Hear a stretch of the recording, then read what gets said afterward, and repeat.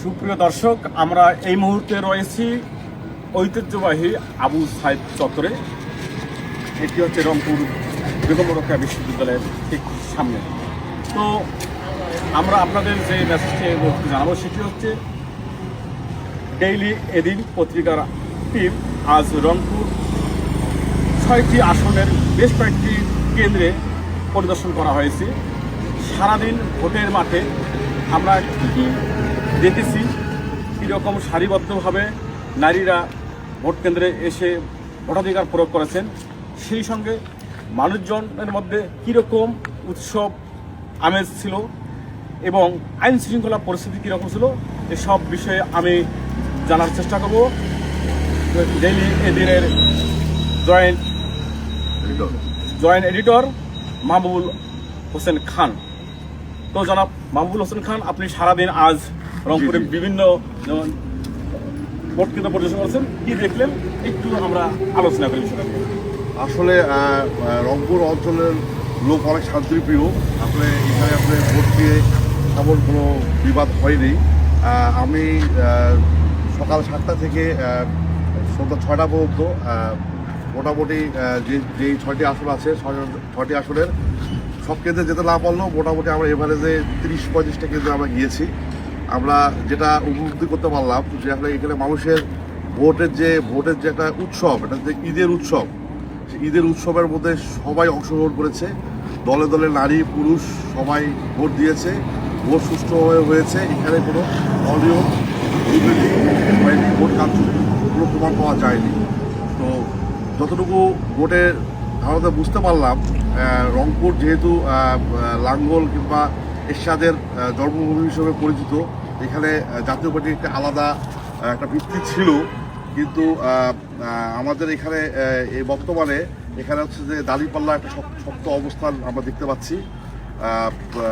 যতটুকু এখন পর্যন্ত যতটুকু কেন্দ্রর আবাস পূর্বাভাস বা যত কেন্দ্র গণনা হয়েছে সব কটিতেই দাঁড়িপাল্লা বিপুলভাবে এগিয়ে আছে। 6 জুলাইয়ের যে অভ্যুত্থান হয়েছে, ঐতিহাসিক অভ্যুত্থানের পরে রংপুরের মানুষ অনেক সচেতন হয়েছে। সচেতনতার বহিঃপ্রকাশ তারা তাদের ব্যালটে তাদের হচ্ছে ভোটের অধিকারের মাধ্যমে ঐতিহাসিক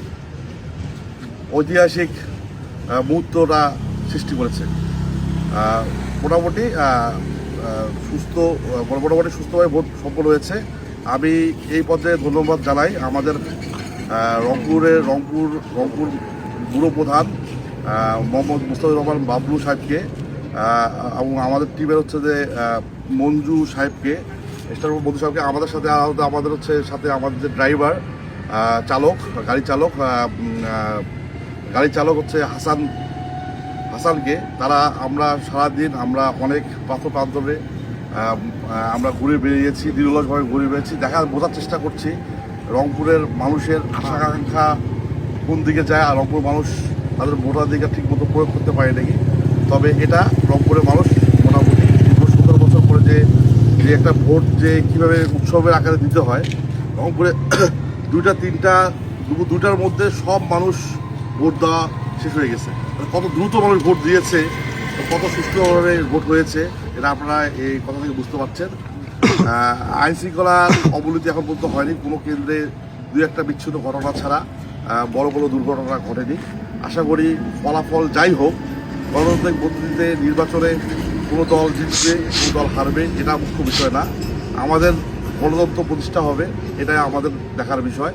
তো হচ্ছে আশা করি ভোটের পরবর্তীতে ফলাফলে রংপুরের মানুষ শান্তিপ্রিয় হিসেবে যে একটা নিরীহ শান্তিপ্রিয় যে একটা অবস্থান আছে এটা তারা ধরে রাখবে এবং সারা দেশবাসীর কাছে, বাংলাদেশের কাছে তুলে ধরবে রংপুরের মানুষ শান্তিপ্রিয়, তারা কোনো গ্যাঞ্জাম ফাঁসাতে পছন্দ করে না। এই দুটো যাই হোক, ধন্যবাদ। তো আমি আবারও ফিরে আসবো। তো আপনাদের আরেকটি বিষয় জানিয়ে রাখার চেষ্টা করছি, সেটি হচ্ছে যে আমরা কিন্তু সকালেই রংপুর 3 আসনের আদর্শ উচ্চ বিদ্যালয়ের যে কেন্দ্রটি রয়েছে সেখানে আমরা এসেছিলাম। এখানে বাংলাদেশ জামাত ইসলাম মনোনীত যে প্রার্থী অধ্যাপক মাহবুবুর রহমান বেলাল, তার আমরা অনুভূতি জেনেছি তার ভোট প্রদানের দৃশ্য ধারণ করার পর।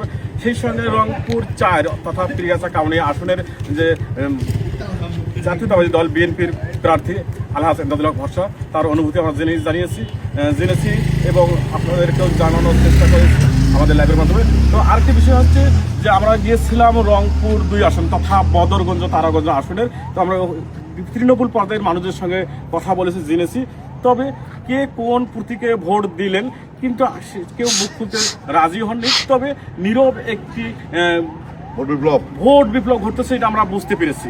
তো তৃণমূল পর্যায়ের মানুষদের সাথে কথা বলে এটি জেনেছি, প্রশাসনের সাথে কথা বলে জেনেছি, আমরা প্রেসিডেন্ট কর্মকর্তা পোলিং এজেন্ট সবার সাথে কথা বলেছি। তো আপনাদের আরেকটি বিষয় জানিয়ে রাখি, সেটি হচ্ছে এখানকার মানুষ শান্তিপ্রিয়, এখানকার মানুষ গণ্ডগোল পছন্দ করেন না।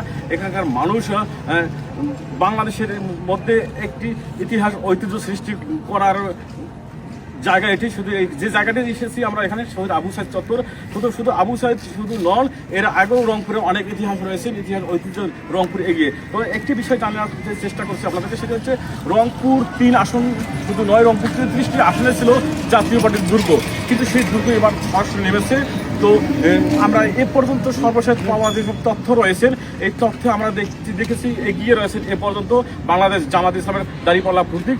তো এখানকার সাধারণ মানুষজনের যেটা ধারণা ছিল যে কি হবে আগামী দিনগুলো, কি হবে দেশকে এগিয়ে নেওয়া যাবে, ফ্যাসিস্ট হাসিনা সরকারের পতনের পর বাংলাদেশে একটি কোন স্থানে চলে গেছে, এই সব নিয়ে দ্বিধাদ্বন্দ্বে ভুগছিলেন এই অঞ্চলের মানুষজন। তবে আজকে তাদের নীরব ভোট বিপ্লবের মাধ্যমে হয়তো একটি বিশাল পরিবর্তন আনতেছেন। তো আমি আবারও ডেইলি এদিন পত্রিকার জয়েন্ট এডিটরের সাথে কথা বলার চেষ্টা করি। তো আপনিও অনেক লোকের সঙ্গে কথা বলেছেন আজকে, সেটি হচ্ছে যে এখানে যেহেতু রংপুর সদর শুধু নয়, রংপুর 3 আসন শুধু নয়, এখানে বিভিন্ন দল নির্বাচনে অংশগ্রহণ করেছেন। আসলে জামাতে ইসলাম হঠাৎ করে এত জনপ্রিয় হলো কেন? আপনি জনগণের সাথে কথা বলে মানে কি কতটুকু জেনেছেন একটু যদি আমাদের দর্শকদের জানাতেন। আচ্ছা, আমি তো বিভিন্ন জায়গায় গিয়েছি। আপনারা জানেন রংপুর হচ্ছে জাতীয় পার্টির হচ্ছে ঘাঁটি হিসেবে পরিচিত। রংপুর বিগত দিনে নির্বাচনগুলোতে দেখা গিয়েছে রংপুর যে 6টি আসন আছে, 6টি আসনে হচ্ছে যে লাঙ্গল প্রতীক বিপুল ভোটে জয়লাভ করেছে। কিন্তু বর্তমান প্রেক্ষাপটে দেখা যাচ্ছে যে এই জাতীয় পার্টির এই হচ্ছে সারা মানে না ভোটের পক্ষে অবস্থান না হতে রংপুর সাধারণ মানুষ এটাকে প্রত্যাখ্যান করেছে এবং হা ভোটের পক্ষে রায় দিয়েছে, এটুকু বুঝতে পারছি। আর এখানে আমরা আশা করেছিলাম রংপুরে বিএনপি মনোনীত প্রার্থীদের সাথে লাঙ্গল প্রতীকের প্রার্থীদের একটি প্রতিদ্বন্দ্বীপূর্ণ নির্বাচন অনুষ্ঠিত হবে। এখানে জামাত যে খুব শক্ত অবস্থানে বিগত দিনে উত্তরবঙ্গে এই আক্রমণ ছিল না, তারা তৃতীয় দল হিসেবে ভোটের যোগ্য। কিন্তু এখানে যে জামাত এইভাবে যে ভূমিধস বিজয় পাবে, এটা আসলে আমরা আগে থেকে কেউ বুঝতে পারিনি, কেউ কল্পনা করতে পারিনি। এখানে এক ভূমিধস বিজয় হয়েছে জামাত প্রতি প্রার্থীদের, আমি এটুকুই বলতে চাই। তো দর্শক, এতক্ষণ আপনাদের সাথে যুক্ত ছিলেন ভোট কেন্দ্রে এদিনের জয়েন্ট এডিটর। তো আমরা পরবর্তী আপডেট আপনাদেরকে আবারও জানাবো। আর এসব তথ্য জানাতে সঙ্গে ছিলাম আমি মোস্তাফিজার বাবলু, শহীদ আবু সাইদ চত্বর, রংপুর। ধন্যবাদ। ঠিক আছে।